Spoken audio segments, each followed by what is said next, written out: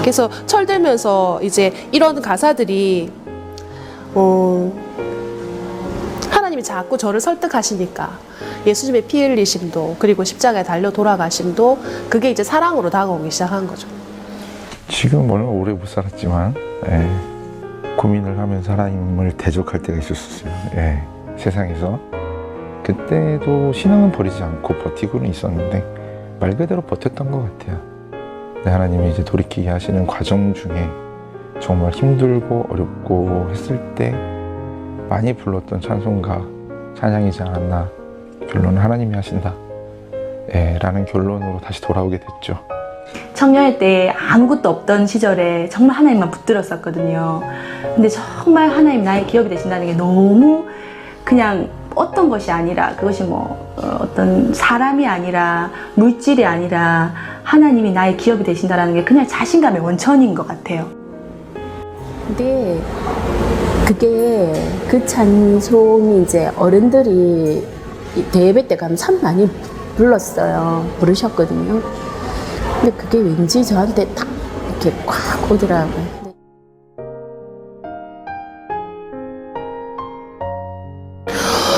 작사가에 대해서는 자세히 본 적이 없는데. 아니요, 모르죠. 아니요. 그거는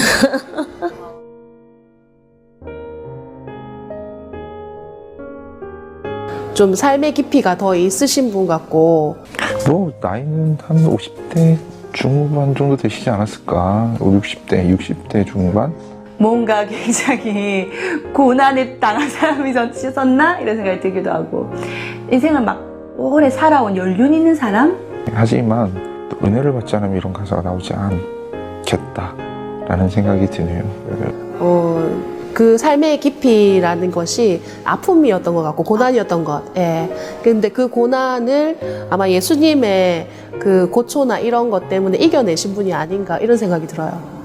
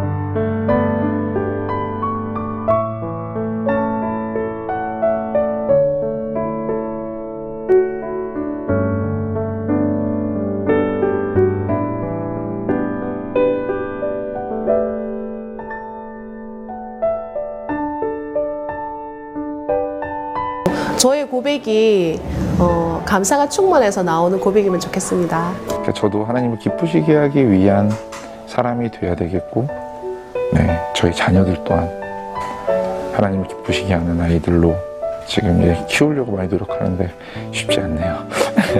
하나님이 정말 내가 구한 것, 간절히 구한 것을 주시지 않더라도,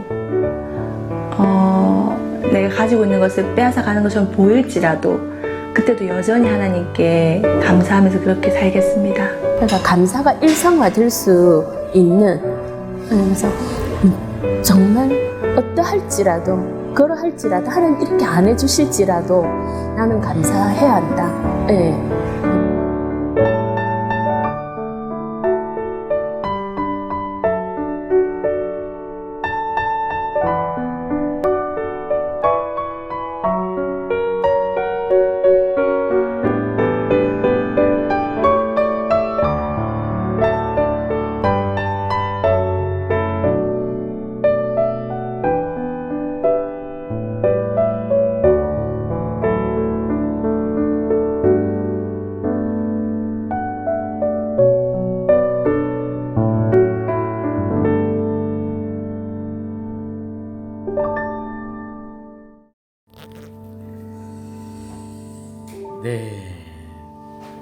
감사의 절정을 노래한 우리 찬송 작사가 페니 제인 크로스비.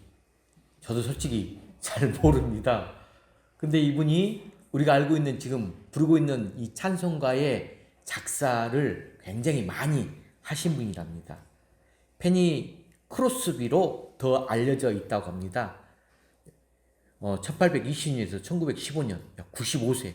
와, 오랫동안 사셨었는데 이분의 삶을 좀 살펴보면 생후 6주가 됐을 때 이 감기로 인해서 눈에 염증이 생길 수도 있는가 봐요. 감기로 인해 염증이 생겼는데 집안이 너무 가난해서 병원을 갈 형편이 안 돼요. 그래서 전전긍긍하고 있었는데 한 의사가 눈에다가 겨자를 반죽하여 붙이면 낫는다, 이런 처방을 해주었대요. 눈에다가 겨자를 붙이면 낫는다고. 이로 인해서 실명하게 돼버린 거예요. 6주 만에. 1살이 됐을 때 또 극진히 사랑했던 그 아버지까지도 돌아가십니다. 그래서 그런 신앙이 좋은 이 할머니와 어머니 밑에서 자라게 돼요. 그래서 할머니가 어떻게 이 아이를 돌보느냐, 밤마다 아이를 데리고 성경을 읽어주고 하나님의 사랑과 그분의 이대하심을 그 어린 아이 마음속에 하나님의 사랑과 영혼을 심어주었대요. 여러분, 이제 청각, 이 시각을 잃어버렸으니까 나머지 부분들이 또 발달돼요. 자라면서 청각, 미각, 후각, 촉각이 애매하게 발달합니다. 손재주도 좋았고 영리하고 똑똑했어요. 그녀는 그래서 어렸을 때 할머니가 말씀을 딱 이렇게 들려주면 성경 구절을 다 암송을 해요. 외웠고 시력을 잃은 자신에 대해서 불행함, 원망함을 하지 않았습니다. 그래서 크로스비가 11살이 됐을 때 그녀가 사랑하고 의지하던 할머니까지 이제 돌아가십니다. 그럼에도 불구하고 그녀는 믿음으로 잘 자라서 미국의 유명한 시인이 되었고 유명한 찬송 작사가가 되었습니다. 그리고 1858년에 그녀를 깊이 이해하고 사랑하던 맹인 교수 알렉산더 엘스티라는 분과 또 결혼합니다. 여기가 사진에 봤던 그 부부간의 사진도 나왔죠. 그들은 이렇게 이 뉴욕의 맨하탄으로 이사를 하면서 찬송시를 쓰는데 매우 열중하게 됐는데 찬송시를 써달라는 주문이 쇄도하였어요. 그녀는 일주일에 6편 내지 7편 정도의 찬송시를 쓰기도 했답니다. 그래서 그녀가 평생 쓴 1만 2천 곡의 찬송곡을 작사하였대요. 1만 2천 곡이나. 주께서 베풀어 주신 그 은혜에 대한 감사의 결정이 다 그 찬송시에 표현되어 있어요. 가사를 통해서 여러분들도 지금 우리 후대잖아요. 지금까지 이제 그분의 감사의 열매를 먹고 은혜를 누리고 있다는 것이죠. 이것이 나의 찬송이요, 이것이 나의 간증일세. 얼마나 귀한 우리의 감사의 찬양의 고백 아닙니까? 이번 페니 제인 크로스비 추수감사절 영상을 통해서 합력가의 선을 이루시고 부족한 것을 풍성하게 채우시는 하나님께 전심으로 감사하면서 찬양하며 나가는 귀한 여러분들이 되시길 주의 이름으로 간절히 축복합니다.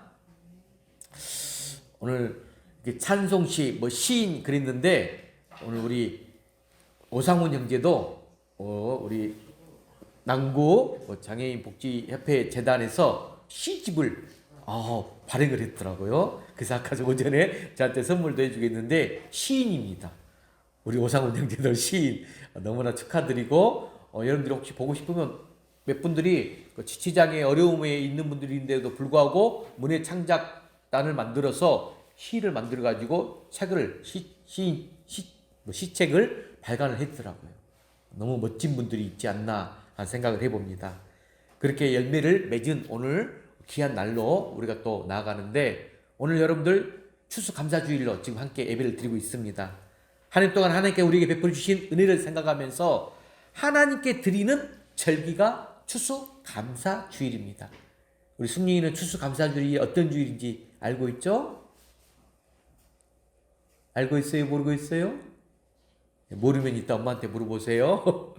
자, 물론 우리는 감사라는 것은 항상 감사하고 모든 일에 감사해야 되지만 오늘만큼은 특별한 날이기에 우리가 더욱더 감사함으로 나아가는 주일입니다.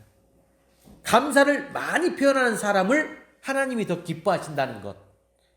시편에도 보면 감사로 제사를 드리는 사람이 하나님을 영화롭게 한다, 이리 말씀했어요. 감사로 제사를 드리는 사람이 하나님을 영화롭게 한다. 감사를 잘 표하는 사람에게 하나님이 더 크신 은혜를 베풀어 주신다는 겁니다.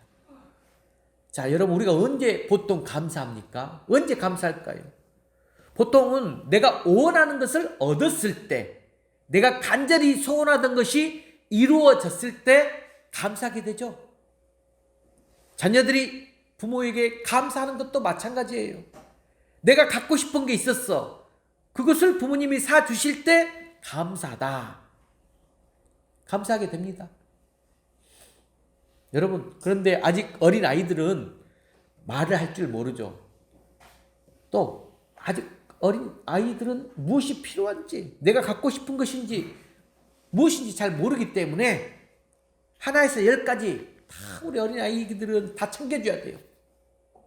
그런대로 다 챙겨주고 입고 먹고 마시고 해도 그 어린 아이들이 부모님께 감사합니다, 고맙습니다 이런 말 해요? 말하지 않습니다. 왜냐하면 그 어린 아이 때는 고마운 것이 뭔지 모르기 때문에 그렇죠.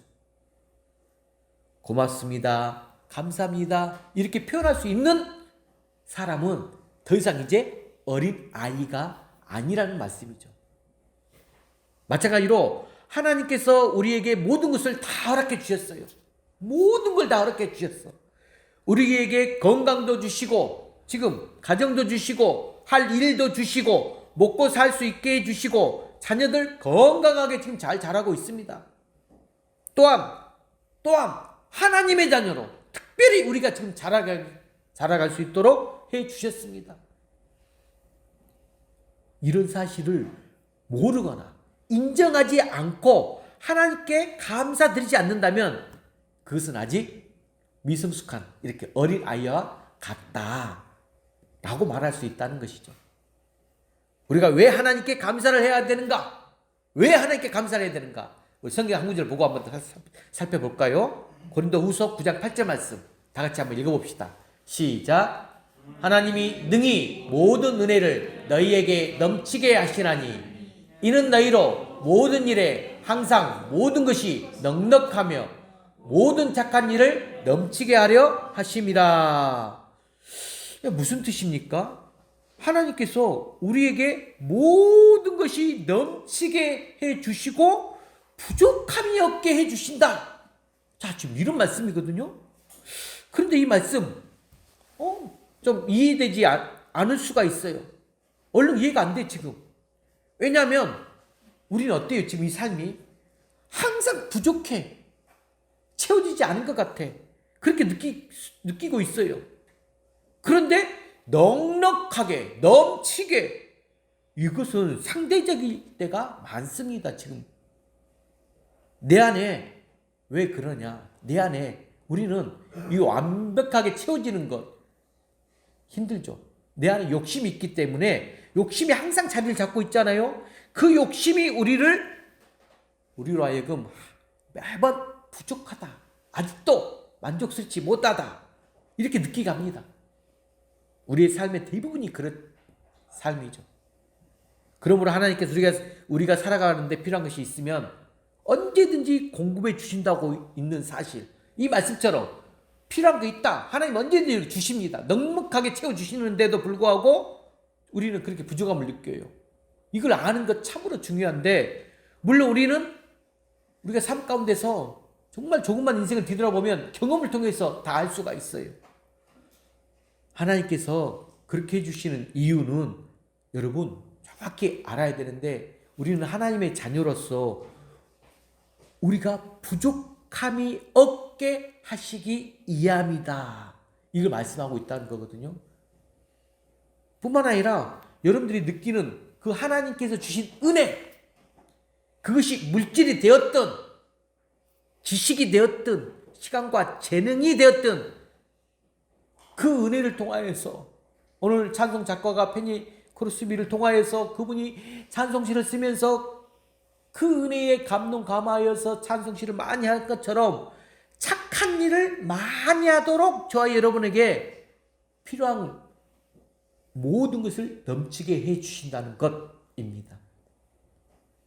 오늘 우리가 추수감사절로 지키고 있습니다. 감사주의를 지키면서 지금 여러분들이 감사주의를 지키고 있어요. 그런데 감사에 대한 감사가 없이 현재 냉랭한 가슴으로 그저 예배 순서에 따라서 형식적인 예배를 드리고 있다면 정말 그처럼 하나님께 부끄럽고 죄송스러운 일이 어디 있겠습니까? 따라서 추수감사주의를 보내면서 우리에게 가장 필요한 것 바로 감사하는 마음입니다. 이 시간 감사하는 마음을 정말로 좀 충만하지 않다면 꼭 회복하시길 바랍니다. 지나온 한 해를 다 뒤돌아보면서 하나님이 베푸신 은혜가 무엇인지 그리 아니하실지라도 그럼에도 불구하고 하나님께서 지켜주신 은혜, 그 은혜가 내게 얼마나 감사하면서 살아왔는가를 깊이 생각하면서 나아가는 저와 여러분이 되시길 주여로 간절히 축복합니다. 우리는 지금 살면서도 코로나 이 시대에 너무나 어려운 이 시대에 살면서 불평과 불만의 시대, 세상 곳곳에 이 불평 불만의 소리들이 넘쳐나고 있어요. 이런 시대에 감사를 드린다고 하는 것 정말로 귀한 축복이 아닐 수가 없습니다. 설령 우리의 생활이 여의치가 않아요. 물질로 감사를 드릴 수가 없다고 할지라도 진정 우리 마음에 과부의 두 랩전을 기이 여기고 축복해 주신 그 주님의 마음을 알듯이 우리 마음으로 진정 하나님을 향한 감사가 넘친다면 그것만으로도 하나님은 우리에게 만족하실 것입니다. 우리가 하나님께 드릴 것이 없어서 시편 말씀에 보면 시편 기자의 고백이 있는데 내게 주신 은혜를 내가 여호와께 무엇으로 보답할까? 시편 기자의 고백이에요. 내게 주신 모든 은혜를 내가 여호와께 무엇으로 보답할까? 이렇게 송구스러워할 때에 하나님은 우리에게 이렇게 말씀해 주실 것이에요. 괜찮아. 나는 지금 너의 마음이 너무 예쁘고서 기쁘구나. 이렇게 말씀하실 것입니다. 자, 여러분 오늘 본문으로 들어가 볼까요? 오늘 본문에서 보시면 지금 포도원 주인이 인력시장에 딱 나가서 일꾼을 구해서 포도원에 들여보내는 장면인 거죠.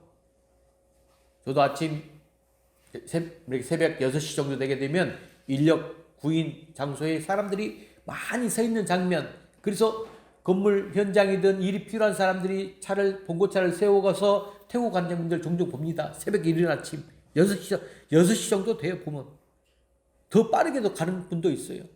자, 여기서도 마찬가지로 포도원 주인이 이른 아침 일꾼들을 구해서 지금 하루 품삯이 얼마냐? 한 데나리온씩 주기로 약속하고 지금 포도원에 들여보내는 것이죠. 자, 일석이 부족했던지 그 주인은 지금 제3시가 몇 시냐면 9시예요. 오전 9시. 6시는 정오 12시. 그리고 제9시는 오후 3시를 가리킵니다. 그렇게 3번이나 인력시장에 나가 일꾼들을 구해서 포도원에 들여보냅니다. 이렇게 왜 계속 일꾼들을 구했을까요? 그 이유가 이스라엘에서 포도를 거두는 시기는 분초를 다투게 되거든요. 왜냐하면 익은 포도를 제때에 따지 않으면 그 포도는 물러 터져가지고 손실이 많이 생기기 때문에 그렇습니다. 그런데 지금 마지막 제11시, 즉 몇 시예요? 오후 5시야. 지금 해가 지기 1시간 전, 그 전에도 인력시장에 딱 주인이 한번 나가보았는데 그때까지도 일자리를 못 구하고 전전긍긍하면서 서성거리는 사람이 있다는 것이에요. 그러자 주인이 해질 때까지 지금 다 되었어요. 일이 마무리할 시점인데도 불구하고 그 일꾼을 자기 포도원에 들여보냈다고 했습니다. 그리고 이제 하루 일과가 다 끝났어요. 자, 주인이 일꾼들을 싹 모아놓고 품삯을 나누어 줍니다. 먼저 누구에게 돈을 줬느냐? 제일 마지막 11시, 그게 오후 5시죠. 11시가 오후 5시 온 일꾼. 자, 그를 1시간만 일했어요. 그 일꾼에게 얼마를 줬다? 하루 품삯인 한 데나리온을 주었다고 했어요. 자, 이 장면을 보고 아침 일찍 와서 일한 일꾼들이 어떤 생각을 했을까요? 자기는 지금 3시, 아침 9시부터 열심히 일을 했어. 1시간밖에 일하지 않는 사람한테 한 데나리온이나 줘버렸어. 아마 속으로 이런 생각을 했을 거예요. 1시간이나 일한 사람이 한 데나리온 받아왔다면 나는 아무리 못 받아도 5배, 이 5데나리온 정도는 받겠지 하고 생각을 했을 것입니다. 하지만 그 생각은 큰 오산이 되었죠. 나중에 그의 손에 재진 돈 똑같이 얼마였다? 한 데나리온인 거예요. 숙녀는 화가 날까 안 날까? 그래서 이분이 투덜거렸어요. 아니, 세상에 이런 경우에 어디 있단 말인가? 어떻게 1시간 일한 사람과 종일 때 앞에 서가지고 일한 사람이 똑같이 지급받을 수 있다는 말인가? 저 주인 앞으로 일꾼 안 쓸 작정인가? 당시에 오늘 우리 시대는 노동조합이라는 게 있어. 조직된 노동조합이 있어가지고 뭔가 불평 불만 있고 투명하지 않고 부당한 대우가 있으면 말할 수 있겠지만 지금은 없었어요. 하지만 나름대로 정해진 어떤 약속들이 있었을 것입니다. 그래서 우린 앞으로 저런 집에는 절대로 일할 가지 말자 이렇게 선동하면서 농사를 지어야 할 주인이 일할 이 일꾼들을 구하지 못해 큰 어려움을 겪을 수도 있었습니다. 자, 그때 주인이 뭐라고 말을 했죠? 대답. 네 것이나 가지고 가라. 나중 온 이 사람에게 너같이 주는 것 이거 다 내 뜻이니라. 이렇게 이야기를 했습니다. 이 비유의 말씀은 지금 예수님이 누구에게 들으라고 한 말씀인가? 이 말씀은 여러분 지금 어떤 사람에게 들으라고 하는 말씀이냐면 영적인 특권 의식에 사로잡힌 사람들에게 주신 말씀이에요. 예수님 당시에 제자들 사이에서도 이런 영적인 특권 의식이 싹트기 시작했어요. 자, 말씀 한번 어떤 제자 한 명 베드로를 한번 살펴볼까요? 마가복음 10장 28절 말씀이에요. 베드로가 뭐라고 말했느냐? 읽어봅시다. 시작. 보소서 우리가 모든 것을 버리고 주를 쫓았나이다. 이 쫓았나이다가 따르나이다 이 말이에요. 보소서 우리가 모든 것을 다 버리고 주를 따르고 있나이다. 그래서 어쩌란 말입니까? 이 말의 뜻 우리가 모든 것을 버리고 다 주님을 따랐는데 그 대가가 무엇입니까? 남이 할 수 없는 엄청난 지금 희생을 감수하면서 우리가 예수님을 따르고 있는데 그저 우리가 받게 될 상이 무엇입니까? 이렇게 묻고 있는 질문이에요. 그들은 하나님이 주신 은혜에 감사하기보다는 지금 내가 애쓰고 노력한 공로를 더 내세우고 있는 거예요. 내가 아니면 이 일 누가 할 수 있겠습니까? 하나님보다 내가 이게 더 앞서고 있어. 하나님 베푸신 은혜와 사랑보다 내가 애쓰고 노력한 것들이 눈에 먼저 딱 들어오면서 나아가면 이미 그분은 영적으로 문제가 생겨난 것입니다. 예수님은 이런 영적인 자만, 영적인 특권의식, 영적인 공로주의를 경계하면서 이와 같이 나중된 자로서 먼저 되고 먼저 된 자로서 나중되리라. 오늘 본문의 16절 말씀 이렇게 말씀하신 거예요. 이 말씀은 스스로에게 도취되어서 살지 말라라는 뜻이에요. 끊임없이 자신의 허리를 동이고 겸손하게 무릎을 꿇고 끝까지 충성하지 않으면 다른 사람들이 나보다 더 앞서게 된다라는 말씀이죠. 여러분, 지금 이른 새벽부터 와서 일한 일꾼과 해지기 전 1시간만 와가지고 일하는 일꾼, 이 두 비유를 살펴보면서 여러분에게 오늘 제가 2가지 질문을 드리러 갑니다. 이 질문을 생각해 보면서 지금 나는 어떠한가? 지금 나는 어떤 모습인가를 한번 잘 진단해 보시길 바랍니다. 자, 첫 번째. 어떤 질문을 던져볼까요? 같이 읽어볼까요? 시작. 나는 보상 때문에 일하는 일꾼인가? 아니면 받은 은혜 때문에 일하는 일꾼인가? 자, 이 질문을 우리가 한번 살펴볼겠는데, 자, 오늘 본문에 보면 이른 새벽부터 포도원에 들어간 일꾼들은 지금 한 데나리온씩 그 품삯을 약속하고 들어갔어요. 그 말씀이 2절이에요. 2절 읽어볼까요? 시작. 그가 하루 한 데나리온씩 품꾼들과 약속하여 포도원에 들여보내고, 지금 약속하고 아침 일찍 한 데나리온씩 줄 테니까 일할래? 네, 하겠습니다 하고 들어간 거야. 한마디로 그들은 품삯을 받기 위해서 일하러 들어간 거예요. 하지만 해가 지기 전에 1시간 전에 들어간 일꾼들은 지금 1시간 전 오후 5시에 들어간 일꾼에게는 약속이 없었어. 전혀 품삯에 대한 이야기가 없어요. 한번 읽어볼까요? 6, 7절 시작. 이르되 너희는 어찌하여 종일토록 놀고 여기서 있느냐? 이르되 우리를 품꾼으로 쓰는 이가 없습니다. 이르되 너희도 포도원에 들어가라 하니라. 잘 한번 살펴보세요. 2절에서는 약속을 했어. 한 데나리온씩 주겠다. 그걸 약속받고 일하러 들어갔고, 지금 오후 5시에 들어간 사람은 품삯에 대한 이야기가 전혀 없습니다.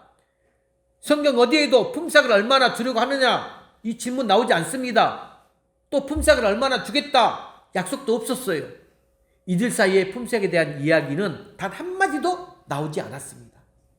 마치 지금 2절과 6, 7절 서로 지금 비교해보란 듯이 두 문장이 나란히 정리가 되어 있습니다. 여러분 한번 생각해 보세요. 다른 일꾼들은 이미 들어가서 열심히 일을 하고 있어. 열심히 오전부터 땀 펄펄 흘리면서 일하고 있어요. 그런데 그들은 왜 불러주는 사람이 지금 없었을까? 오후 5시에 들어간 사람들. 짐작컨대 일찍 들어간 사람들은 건강한 사람들이었을 거야. 이 사람들은 몸이 약해요. 늙었거나 병든 사람으로 보였기 때문에 일을 제대로 할 수 없었을 것 같아서 그랬던 건 아닐까요? 여러분 예전에 노예시장이라는 영화 보셨습니까? 거기 보게 되면 건강한 노예들은 굉장히 높은 값도 높아요. 금방 데리고 갑니다. 그러나 연약하고 자 근육도 만져보고 쓸모도 없고 힘도 없게 보이면 아무도 관심을 주지 않아요. 이걸 바로 늙은 노예의 서름 이렇게 이야기를 하죠. 자, 그런데 지금 여러분 한번 생각해 보세요. 오후 5시 그 서름이 있다가 일할 수 없이 하루도 이제 다 지나가고 오늘 또 정말 아무것도 맹탕이구나 하면서 한탄하고 있었을 그때 딱 들여보냈어. 이들의 마음 어떤 자세로 일했을까요? 아마 시간이 되는 한 최선을 다해서 일했을 것입니다. 해가 지는 것을 아쉬워하면서 힘이 닿는 대로 열심히 감당하려고 했을 것입니다. 우리 교회도 이런 부지런한 일꾼이 다 많이 계셔가지고 저는 개인적으로 하나님께 감사를 드리지 않을 수가 없습니다. 세상에 나보다 잘난 사람이 얼마나 많은데 나같이 부족한 사람을 불러서 이런 일을 맡겨주신다니 이 은혜를 무엇으로 보답할까 하면서 열심히 하려고 노력하는 성도들이 많아서 저는 너무너무 좋아, 너무너무 행복합니다. 내가 젊었을 때, 우리는 좀 그래요. 내가 조금 더 젊었을 때 예수님을 좀 더 빨리 알았더라면 얼마나 좋았을까. 좋은 세월 다 지나가고 이제는 부끄러워서 어떻게 하나님 앞에 설고 하면서 지나간 시간들 정말로 아쉬워하면서 열심히 신앙생활하는 성도님들 얼마나 보기 좋습니까? 한 시간도 채 일하지 않았는데 하루 품삯으로 한 데나리를 받았을 때 그 일꾼의 마음 여러분 또 한번 생각해 보세요. 어땠을 것 같아요? 아마 그 고마움을 말로 다 표현할 수 없었을 것입니다. 염치가 없어서 얼굴을 제대로 들지도 못했을 것입니다. 내가 이 돈을 받아야만 되나? 받을 수 있을까? 굉장히 당황스러웠을 것입니다. 나에게 이런 큰 은혜를 베풀어 주시는구나. 이 은혜를 내가 무엇으로 보답할까? 이것이 바로 오늘 말씀에서 우리에게 던져주고 있는 중요한 메시지가 있다는 것입니다. 성도 여러분, 우리가 지금 이렇게 구원받게 된 것, 여러분들이 구원받게 된 것, 우리가 하나님의 자녀가 된 것, 우리가 천국의 시민이 된 것, 여러분 종일 열심히 일해가지고 받은 품삯처럼 내가 뭔가를 지금 잘해서 열심히 해서 그 대가로 얻은 것 아니라는 것이죠. 아니에요. 겨우 한 시간도 일하지 않은 일꾼이 그랬던 것처럼 우리도 제대로 한 것이 아무것도 없는데도 불구하고 하나님께서 순전히 나에게 베풀어 주신 은혜입니다. 도저히 받을 자격이 안 되는데도 불구하고 너무나도 큰 은혜를 우리가 받았습니다. 따라서 우리는 그저 이 시간에 앉아가지고 그저 감사합니다. 감사합니다. 이 말밖에 더 할 말이 없습니다. 말씀 한 구절 볼까요? 로마서 4장 5절 말씀이에요. 로마서 4장 5절 시작. 이를 아니하실지라도 경건하지 아니한 자를 의롭다 하시는 이를 믿는 자에게는 그 믿음을 의로 여기시나니. 오늘 우리가 정규인 찬양인데 찬양이 그리 아니하실지라도 연결된 말씀이에요. 이를 아니할지라도. 여러분 이 로마 4장 5절 말씀이 복음이에요. 전혀 경건하지 않는데 그런 나를 의롭다고 인정해 주시는 것, 그게 바로 복음이거든요. 이 사실을 여러분이 분명히 믿음으로 나아가시길 바랍니다. 교회 봉사, 내가 하나님 은혜를 깨닫고 그 은혜를 깨닫고 그 은혜의 힘으로 감당할게 나아갈 때 봉사가 되는 거예요. 그렇게 할 때에 그것이 바로 참된 봉사로 말할 수가 있습니다. 여러분들, 내가 어떤 첫 번째 질문으로 여러분들이 나는 어떤 일꾼인가를 살펴보았습니다. 자, 두 번째 질문 한번 던져볼까요? 지금 나는 어떤 일꾼이고 이 질문을 통해서 나는 어떤 일꾼으로다가 연결되는가? 두 번째 질문 읽어봅시다. 시작. 나는 원망하는 일꾼인가? 아니면 감사하는 일꾼인가? 자, 지금 이른 새벽부터 포도원에 들어가서 열심히 일한 일꾼의 모습, 주인의 처사에 대해서 어떤 모습을 보였죠? 원망과 불평을 말하는 걸 볼 수 있어요. 자, 11절 12절 자, 읽어볼까요? 시작.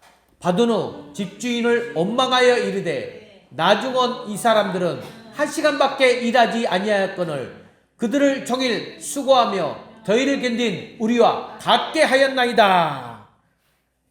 불만이 가득 차 있는 모습이죠. 얼마든지 그렇게 말할 수 있다고 저는 생각이 됩니다. 저 또한도 이렇게 똑같이 아마 반응했을 것 같아요. 똑같이 말했을 것 같아요. 저도 포도원 주인이 한 시간만 일한 사람에게 하루 종일 일한 사람과 똑같이 한 데나리온 줄 때 여러분 우리는 두 가지 반응이 나올 수 있다고 저는 생각합니다. 제가 어떤 한 장소에서 강의를 하면서 한 텍스트를 보고 한 그림을 보고도 사람마다 각각 나타나는 반응이 달라요. 참 우리는 여러 가지 한 사건을 가지고도 반응이 다른 모습을 인간적으로 볼 수가 있는데 여기서도 마찬가지예요. 먼저는 이렇게 11절 12절처럼 원망할 수 있어요. 어떻게 그럴 수 있습니까? 하루 종일 고생한 우리를 왜 그들과 똑같이 취급하십니까? 라고 얼마든지 따지거나 원망할 수 있습니다. 하지만 우리가 조금만 돌이켜보면 또 이렇게 생각하는 분, 이렇게도 말할 수 있지 않을까 생각이 들어요. 조금만 깊이 들어가 보면 감사합니다. 저렇게 불쌍한 친구에게도 우리와 똑같은 품삯을 주시니 얼마나 고마운지 모르겠습니다. 사실 저 친구는 어제도 일하지 못했고 식구들이 졸졸졸 굶어가고 있습니다. 오늘 아침에 저희들이 이곳에 들어갈 때 저 친구 모습을 보니까 얼마나 제 마음이 미안했는지 모릅니다. 그런데 이렇게 품삯을 주시고 데리고 와서 일을 시켜주시니 너무너무 감사합니다. 이렇게 말할 수도 있습니다. 여러분, 지금까지 어떤 마음으로 인생을 살아오셨습니까? 남이 잘 되면 배가 아파요. 남이 좋은 차 타고 다니면 배가 아파요. 저도 한 가지 고백할까요? 원룸촌이잖아요, 주위가. 원룸에 사시는 분들이야. 근데 제가 차를 잘 몰라요, 자가용을. 근데 정말로 내가 봤을 때도 비싼 차야. 좀 오해가 되더라고요. 아니, 원룸에 살면서 차는 저렇게 좋은 차를 왜 몰고 다니지? 약간의, 나도 차를 저렇게 몰 수 있을 것인데? 이런 마음이 좀 들면서, 어떤 마음일까?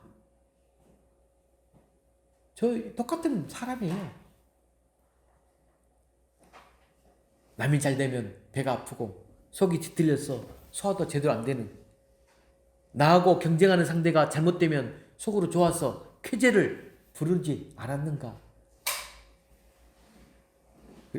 그래서 우리 D.L. 무디 이 목사님은 이런 말을 했어요. 원수가 잘 되었을 때, 야, 그거 참 고소하다, 이런 생각이 들었다면 당신은 이미 영적으로 병들어 있는 것이다, 이런 말이 있습니다. 진실로 다른 사람들 위해서 박수를 쳐줄 줄 알아야 나도 받을 수 있다라는 말씀인 거죠. 제가 이 말씀을 준비하면서 지난번에도 한번 이 소재로 봤던 책 제목이 또 생각났는데, 여러분 한번, 저도 이 책을 한번 살펴봐야 되겠는데, 0.3초의 기적, 감사의 힘. 한번 여러분 찾아보세요. 0.3초의 기적, 감사의 힘이라는 책이 있는데, 그 책이 데보라 노빌이 쓴 책입니다. 그 책에 보면 캘리포니아 데이비스 대학교 심리학과 교수인 로버트 에먼스와 마이애미 대학교 심리학과 교수인 마이크 맥커리 과학적인 실험을 통해서 발표한 내용이 나오거든요. 자, 어떤 실험을 했느냐? 감사가 사람에게 우리 사람에게 정신적으로, 육체적으로 어떤 영향을 주는가, 이에 대한 연구를 한 책이에요. 자, A그룹은 매일 불평하는 일만 합니다. 그 일에 집중했어요. B그룹은 감사하는 일에 집중합니다.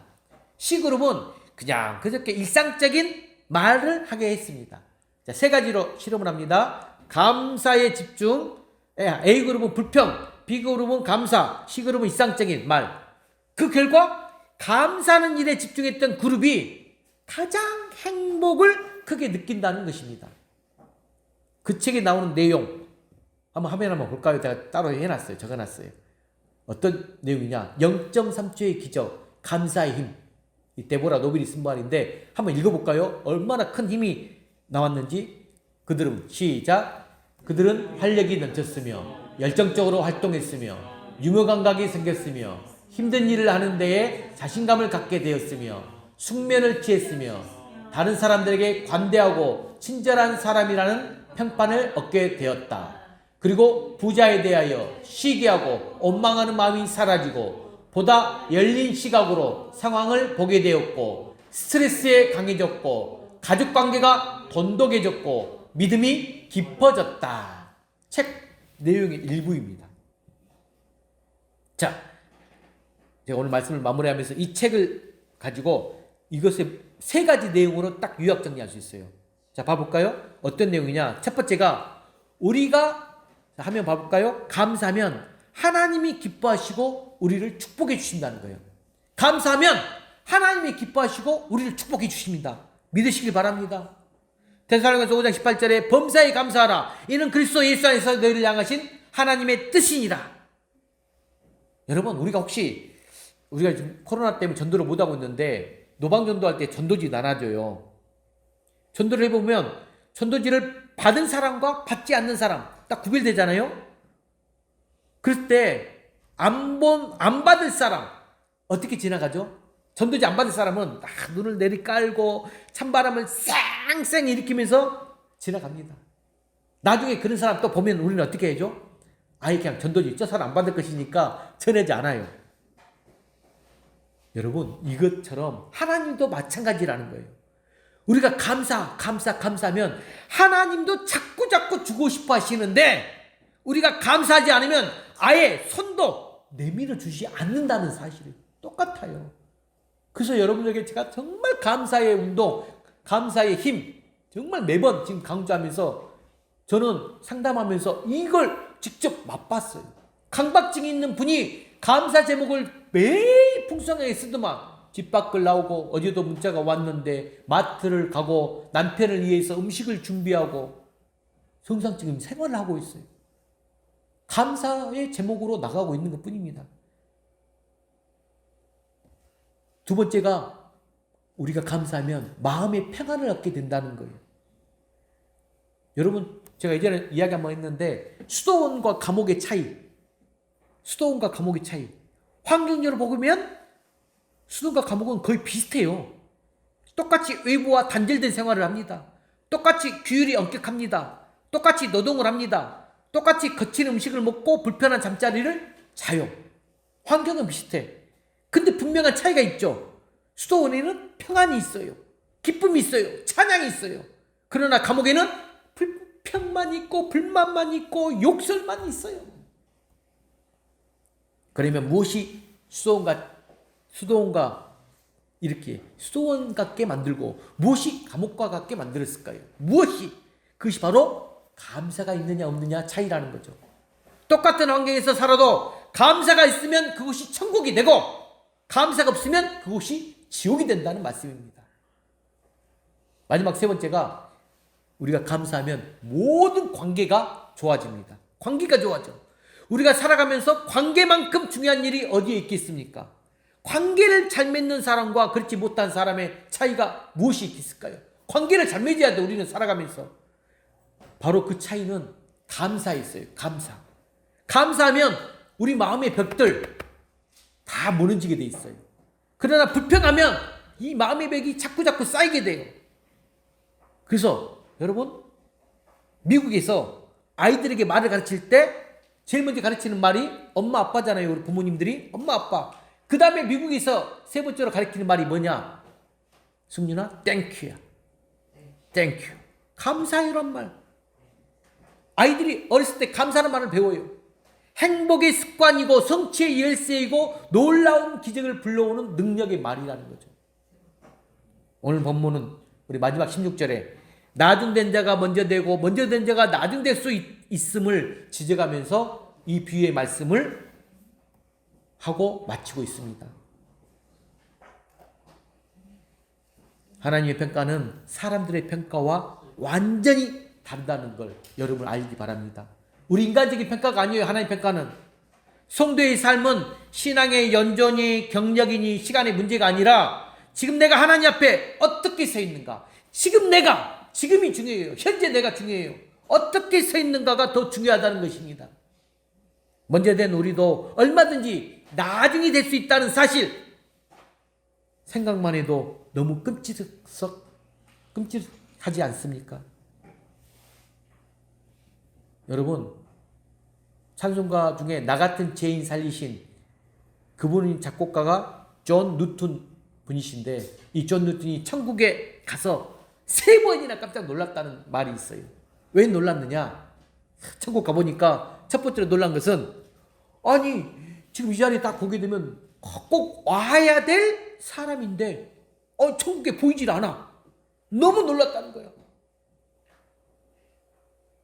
두 번째로 놀란 것은 이 사람은 절대로 천국에 와서는 안 될 사람인데 천국에 와 있다는 거야.